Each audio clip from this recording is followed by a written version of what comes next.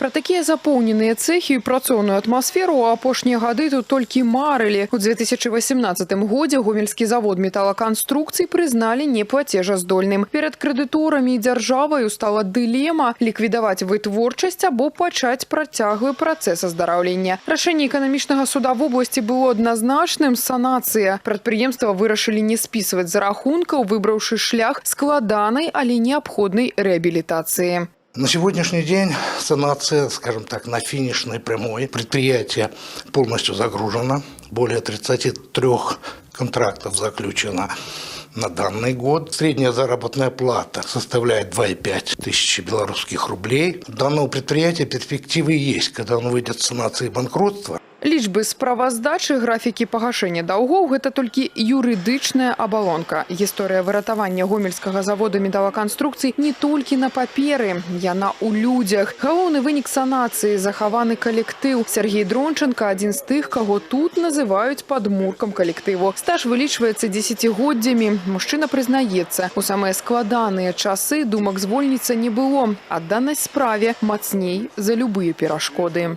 Были проблемы различного рода, но с течением времени стало на более лучше.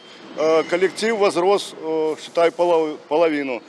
Работаем, естественно, делаем разные конструкции. Бросать коллектив – это не в моем, говорится, плане было. И так потихоньку и пошло. 120 прафесіяналаў і 2 магутныя вытворчыя ўчасткі. Так гомельскі завод металаканструкцый выглядае пасля працяглага працэсу санацыі. Прадпрыемства знайшло сваю нішу на ўнутраным рынку, пастаўляючы прадукцыю для аграрнага і энергетычнага сектараў. Пакуль у цэхах вараць каркасы для новых МТК і збіраюць нестандартныя канструкцыі для свідравых установак, інжынеры асвойваюць новыя віды прадукцыі. У нас есть большой заказ на изготовление полурам и фундаментов для строительства свинокомплекса на 1000 голов в населенном пункте Фашивка. Это новый вид продукции, полурамы 24. Мы изготовили оснастку на этом участке, на участке металлоконструкции, и на участке ЖБИ изготовили пропарочные камеры. И сегодня выпускаем, согласно графика, доведенного нам, выпускаем железобетонные изделия.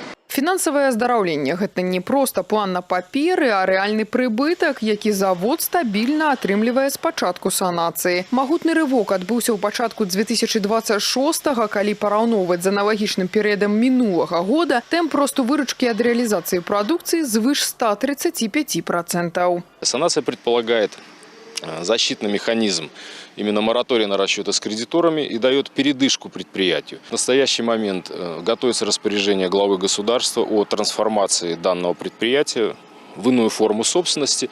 То есть предприятие выйдет из санации с хорошими показателями и с перспективой дальнейшего существования.